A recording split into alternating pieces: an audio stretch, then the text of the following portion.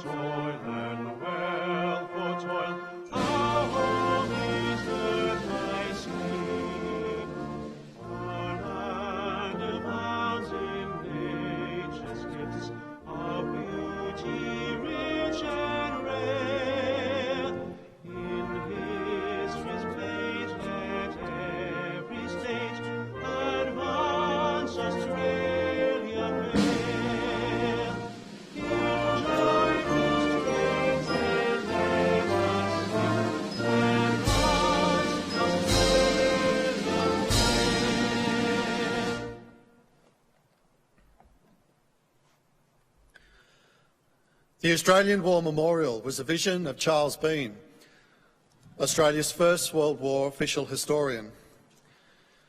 Bean landed with the Australian troops on Gallipoli and stayed with them at the front through to the end of the war. The idea of this national memorial and museum came to him at Pozières, France, in the depths of the bloody fighting of 1916. Bean's idea was that this would be a place where families and friends could mourn their loved ones buried in faraway places. It would also be a place that could help all Australians understand what these men and women had endured and what they had done for us. Bean's vision, to which we remain true, is best expressed as inscribed in the entrance to the memorial's galleries. Here is their spirit, in the hearts of the land they loved, and here we guard the record which they themselves made. Tonight, we will read the story behind just one of those on the Roll of Honour, which lists the names of more than 102,000 men and women who have given their lives for us in war and operations for more than a century. But first, we present a lament, Flowers of the Forest. Wreaths or floral tributes will now be laid at the base of the Pool of Reflection.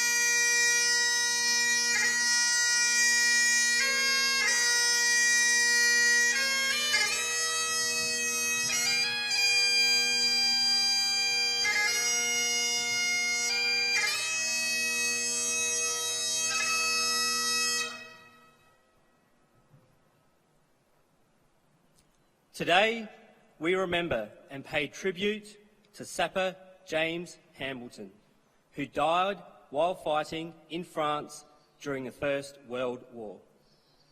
James William Hambleton was born in 1872, one of 5 children of Charles and Hannah Hambleton of Bunyan, near Ballarat in southern Victoria. He went to school in the area before working in the gold mines in the area. He married Matilda Alsop in Orange, New South Wales in 1898, and on the eve of the First World War was working as a miner at Broken Hill.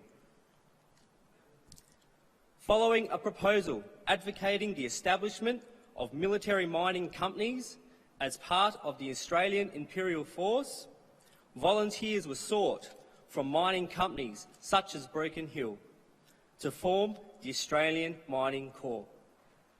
Underground tunnelling had widely become recognised as a means of overcoming the challenges of trench warfare on Gallipoli and the Western Front, with tunnellers driving saps towards the enemy and setting charges beneath their positions in an effort to break the stalemate that persisted in both theatres. Once the scheme was formally approved by the Australian Defence Minister in September 1915, recruiting for the Australian Mining Corps began in earnest. Since Broken Hill was a remote community, Hambleton had to travel to the nearest depot at Adelaide to enlist in the AIF in January 1916. After a period of training at Mitcham Barracks, he travelled to Melbourne, where he embarked for the training camps in England with the 5th Australian Tunnelling Company. Hambleton spent several months preparing for the operations on the Western Front, on the Salisbury Plain near Wiltshire, before finally embarking for the fighting in France in August 1916.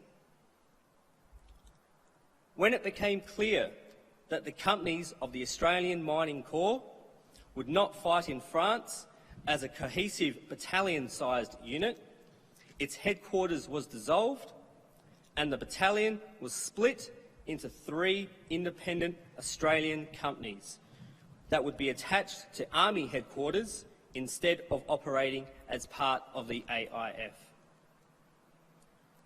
During this process, Hambleton was absorbed into the 2nd Australian Tunnelling Company, which entered the line in the relatively quiet nursery sector near the town of Armentières, where the Germans were particularly active in mining and counter-mining the shallow trenches of the low-lying area. Here, Hambleton was responsible for driving saps towards the German trenches, as well as assisting in the construction of deep dugouts beneath the British front line. The underground work of the Australian tunnellers was cold and cramped, made worse by the fact that they usually worked in 6 to 12-hour shifts without rest in dark tunnels flooded with water. As well as the ever-persistent dangers of tunnel collapses and German counter-mining, miners were particularly susceptible to disease. In December, James was evacuated to the 1st Australian Casualty Clearance Station, suffering from a severe case of bronchitis. He died 1 week later.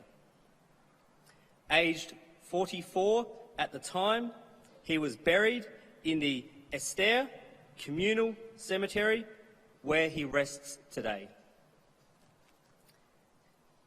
James Hambleton's name is listed on the Roll of Honour on my right, among more than 60,000 Australians who died while fighting in the First World War. His photograph is displayed today beside the pool of reflection. This is but one of many stories of service and sacrifice told here at the Australian War Memorial. We now remember Sapper James Hambleton, who gave his life for us, for our freedoms, and in the hope of a better world.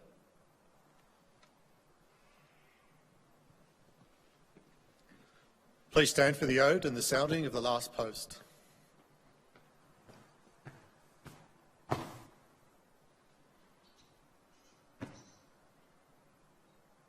They shall grow not old, as we who are left grow old.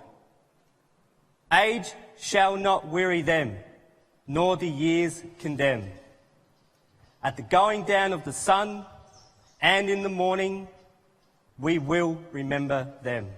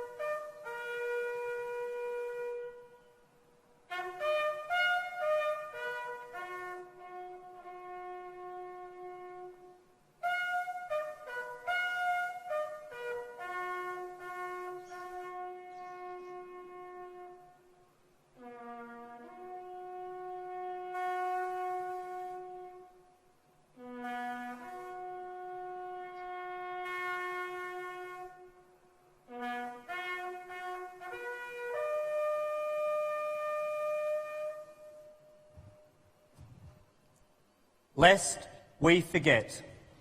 Lest we forget.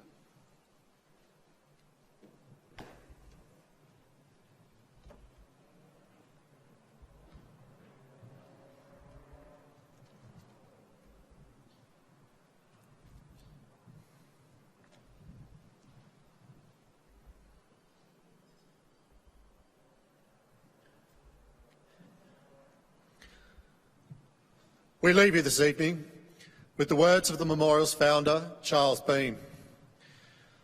Many a man lying out there at Pozieres or in the low scrub at Gallipoli, with his poor, tired senses barely working through the fever of his brain, has thought in his last moments, well, it's over. But in Australia, they will be proud of this. Ladies and gentlemen, that concludes the last post ceremony. Thank you for visiting the Australian War Memorial and good evening.